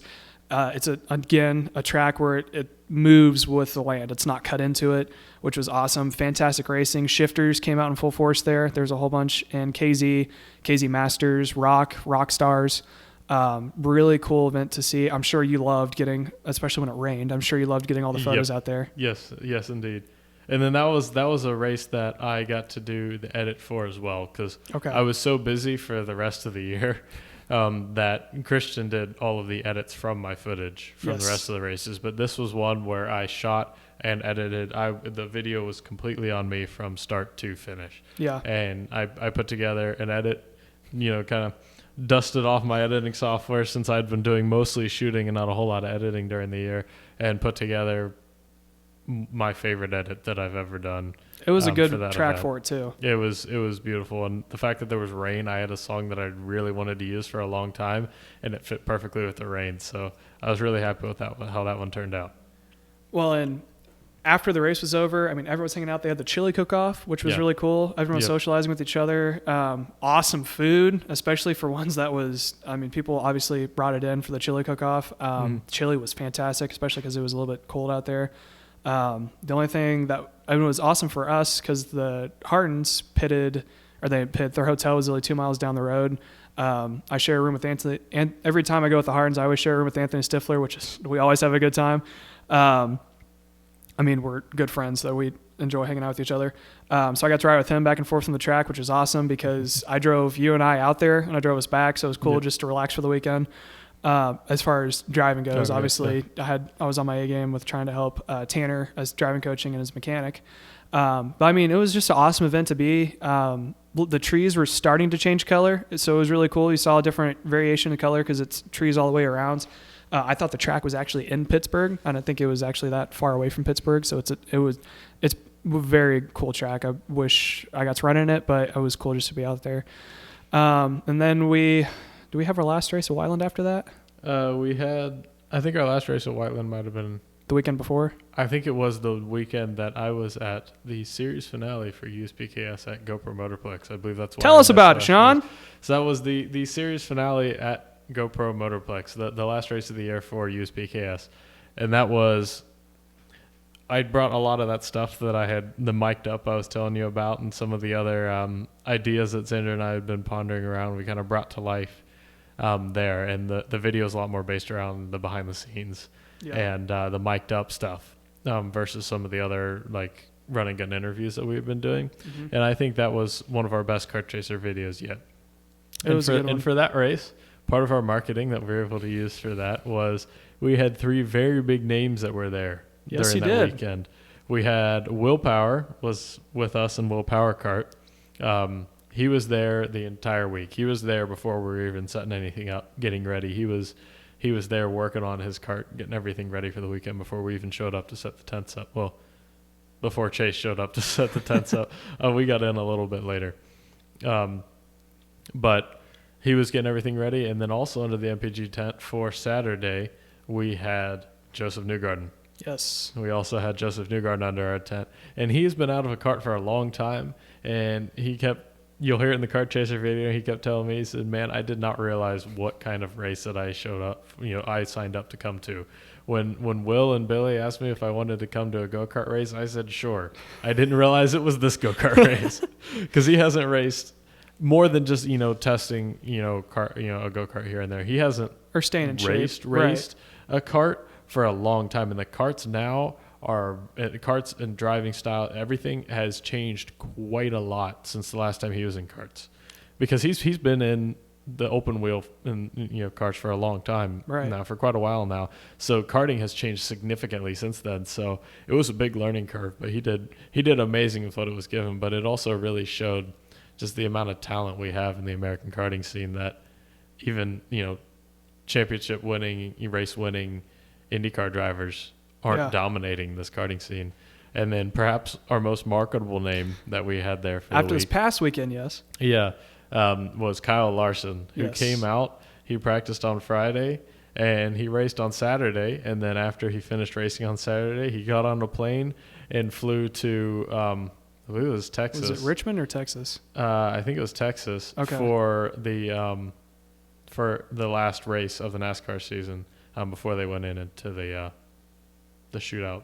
Oh yeah, that was Texas. Yeah. So it was the race that determined if he was going to make it into the shootout or however NASCAR has that format. I'm not entirely sure. I can't remember either. But he made it. But he made it, and then as of the time of we've recorded this, I'm sure that he's won the championship. Yes, he just did this past weekend. But we had him out there. He came out and ran go-karts on Friday and Saturday. Went and whooped on everybody in NASCAR on Sunday. Yeah. So that was pretty amazing. I did witness him almost get run. People didn't care that it was Kyle Larson they were racing against. They were going to race him like anybody else. So I saw Kyle get dumped a couple times, and I was like, some of these guys got to be careful, because you don't want to be the guy that wrecks Kyle Larson at a go-kart race and is the reason that he doesn't win the NASCAR championship because you wrecked him in a go-kart. And broke his leg, or just injured him in any way that he couldn't, go race at NASCAR the next day. Right. Go race a NASCAR race. That was amazing that we had these 3 huge name, drivers come out and support a go-kart race. Yeah. And Will ended up finishing 6th on Sunday, which he was very happy with. And Will is very realistic with how good the karting scene is, because he knows he runs a GoPro all the time. He lives 15 minutes down the road. He has a garage there, doesn't he? That's where he has a garage there, and that's actually where we stayed for part of that weekend, was at Will's house and Will's neighbor's house. I thought he meant his garage at first. Were you guys on air mattresses? No. Well, we stayed over there. He's like 15 minutes from the track, so he's there all the time practicing and racing, and so he's involved in karting. He knows all the big names, and now he has his own go-kart brand. He's got even more involved. And so he was over there talking with Connor and Paulie and Brandon and Ryan and all those guys. And he's like, man, you guys are so good. He's like, man, I'm just hoping that I can run with these guys. Like, he's an IndyCar driver. Yeah. And he's won, so many races in IndyCar. He's a very successful IndyCar driver, and he's in all of these 15, 20-year-olds in go-karts because he knows that that's their forte, and they're so good at that. And he was just in all of that. And so he's like, I finished P6, and man, I am happy with that. Which really, I thought that was just really cool. And Will's doing some really great stuff for karting through. Absolutely. He and Billy with MPG Motorsports, and then just their support of karting. And then that takes us into our next upcoming race. I don't know when this episode will come out. Well, real quick, I want to go back just a minute about what you were talking about with Will Power, because I think we kind of glossed over something, and I totally forgot about it too. Something cool that I saw at GoPro for the Miami Grands that then translated over to SCUSA at the Summer Nats at Newcastle was Haynes. Dalton Haynes, who showed up as an independent privateer at GoPro for the Miami Grands, had a fantastic qualifying run, put it on pole. And the way they did that race was that you had your qualifying run, and then they had a whole bunch of heat races. And they took your average out of all that, kind of like a GPA, and that's where he started at. And he did not have good luck. He threw a chain. He got taken out. He had a couple of other incidences. I can't remember off the top of my head. But he just couldn't put a good heat race together. I want to say it was anything that he did. It was just like scenario of racing X30 at a IME, Grands race where you have an opportunity to go to Europe if you win. I want to say he started somewhere in the 20s. He made the show, and he drove all the way up to second or third, I believe. I think second. I think he got it in the last couple laps, got to second, and he got the attention. I remember I was announcing with Xander and Will Powers in the booth because he was announcing the X30 senior race because I believe Will Power Kart was a sponsor for that class. And so he was talking a little bit, and he kept commenting. He was like, man, this kid's just had bad luck. He's a really good driver from what you could see because he would run up front, and then something would happen. He would get taken out, throw a chain, just bad luck. And then from what I've heard, and I don't know the full story, that Will Power gave him a call and said, I want you to go with MPG and Will Power Kart to Newcastle to run in the SCUSA Summer Nats and X30. And then you know the rest of the story from here. Yeah, so Will's garage is actually right next to Dalton's garage at GoPro. Okay. And so after Will was very impressed with them at the IME Grands, and so they were both at a practice day together, and Will really started talking to him. Yeah. He's like, I see a lot of potential in this kid. I think this kid can do great. He just doesn't have the money for it. So they started doing a lot of practice days together. Okay. And then Will got him a Will Power Kart to start practicing with, and then he sent him, to run the SCUSA Summer Nationals with Will Power Kart, under our tent with Will Power Kart, and he did pretty good. Now he'd never been to Newcastle.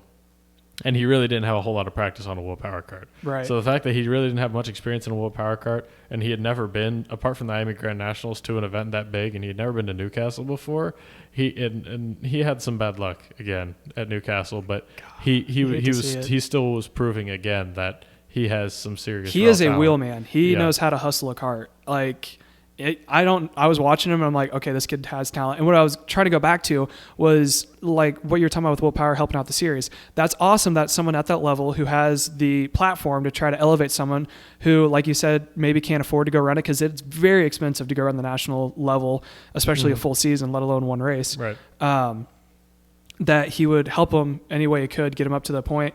I remember reading about it, and I heard Xander talking about it in one of his happy hours, and I was like, that's awesome that Will's helping younger karters try to make their way up, because unless you have a whole bunch of money coming into it, it's really kind of difficult unless you have a really good name for yourself to make it up that high.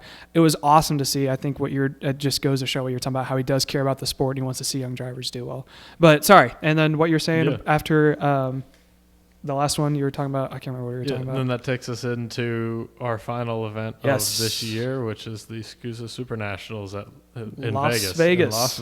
That's all we know is it's in Las Vegas. We'll both be there, and under the MPG tent, I know we'll have Will back, we'll have Joseph back, and we will have Scotty McLaughlin with us as well. I may need to make my way over to say hi to you guys. Yeah, so we got some pretty big names all there running under Will Power Kart. That'll be at the Super Nationals, so that'll be an already amazing event. I was about to say, it's already cool. SCUSA Super Nats. Yeah. And I know it's both of our first times going. I'll be there with Hard Motorsports, HMG, Hard Motorsports Group. I'll be mechanic for Robert yet again, who's probably one of my favorite guys to arrange for. He has a very much a racer's mindset. He comes out of the kart. He knows what he wants to feel. He's very good at explaining to me what he wants. That's one thing as a mechanic that I can't really stand is if you come out of the kart and you say it's bad. It's like, okay, tell me why it's bad. What do you want? Oh, I don't know. It's bad. He comes out and he's like, it's doing this on turn in. It's doing this on exit. I'm like, okay, we can work with this. So no, I'm looking forward to it. Plus I get out of school for a week. So I'm not complaining. But it'll be a cool event. And obviously any race where you, me, Aaron, and Elliot end up being an adventure for us. So put in Las Vegas in there. I'm sure we're going to have a good time. It'll be the Kart Chaser crew, the MPG crew at Las Vegas. Yeah. And you at Las Vegas. I'll be the awkward stepchild. You'll be in Kart Chaser crew. We'll put you in there. Your Kart Chaser crew. I'm the intern who's learning names. But yeah, so that'll be the last one of the year for us. What are your plans in the off season? We got some exciting stuff with Kart Chaser. I've got some exciting stuff with Red 171 as well. So we're still kind of figuring out where everything's going to go, but I think I'll at least be at a good portion of the SCUSA Winter Series and Rock Winter Series races. Okay. So we'll have some racing here over the winter, and then we'll get into the next season. So we've got some exciting times ahead, and I'll be working with Red 171 and Kart Chaser, and we'll see what kind of cool content we can make for next year. Absolutely. I look forward to seeing it. I will be enjoying life of a college student, not having after SCUSA Supernats, I don't have any mechanic work. I don't have any announcing work lined up. So I'll be full on trying to find an internship over the summer because I need one to graduate. If you're listening to this podcast and you work in aerospace or aviation, please find a way to contact me to offer me an internship. I'd much appreciate that. I need one to graduate. But yeah, I actually joined a Purdue Grand Prix team, the Honors College Racing Club. And that race is actually one of the longest kart races running in the U.S. It's going into the 65th year, and it's going to be ran in April, I believe. I'll be driving, I'll be driving in kart number 27 for the Pure Honors College. If you've seen the Grand Prix karts run at Whiteland, you'll know what we are in for. It will be a interesting experience. It's a 165-lap endurance race without driver exchange, so it's going to be interesting. Are you coming up to watch? You better come up and watch it. I think I just might. I think everyone should. Even if you're not even racing, it's a fun event just to watch because it's obviously a college event that's put on. Everyone comes out and watches it. It's a huge fundraising event that they do. They raise money for the scholarships for Purdue, which is awesome. But I'm kind of scared. I'm not going to lie because I've seen these guys race, and I'm not scared about wheeling the cart because I know I can drive it. I'm not scared about the endurance part. I'm scared about other people who are running on track. But that'll be news for another day. But yeah, someone have a pretty chill. I would very much be open to having work over the winter to go somewhere, but who knows? Who knows what's in store in the future? But so yeah, that's our last podcast. Any closing statements you want to say or anything, Sean? Well, hopefully we'll be back for more. Hopefully, and hopefully you guys will be hear more from us here in the future, and hopefully we will, as I'm sure you heard our disclaimer at the beginning, we will have hopefully some video here for our next few podcasts. We tried a few new things for this one. We know it'll work. We'll know it'll be great. Just a few bugs that we've got worked out, and we'll hopefully have video for you for the next future podcast while our careers continue to go up. Yours definitely is. Mine's definitely plateauing. It's all because of people's names I can't say. Well, I believe we'll both be going up. And I don't mean by people's names I can't say. People's names I can't pronounce. You can say them, but it might not be the right way to say them. Did I tell you what my mother told me after that event? After IME Grands? That you sound like you're from the Midwest? Well, not only that. Everyone knows that. But she said I should probably take more English classes. She's like, if you want to pursue that, you might want to take English classes on pronunciation. It's like, thanks, Mom. I'll work on that. I can do it anywhere in the Midwest. But as soon as you take me outside of Ohio, Indiana, Illinois, and just out the window. You get some European names. Hey, it's a learning process. It is. It's a learning process, and it was a hard first event for a learning process. Yeah. Well, all right. So, again, thank you to everyone who tuned in. If you have any ideas of what you want Sean and I to do in the future, please leave a description, or if you guys know us, please get in contact with us. We're not really for sure how we're going to do this over the winter. We wouldn't be opposed to doing one maybe every couple of weeks if the interest is there. We're both going to be busy with school. Sean's going to be busy with school and work. So if you have any ideas, please leave in the comment section below of maybe guests you want to see come out here from the Midwest. We can't do anything besides what's happening here at Whiteland Raceway Park. So if you have any ideas, please let us know. We're open to them, and we'll see you in the future. Thank you.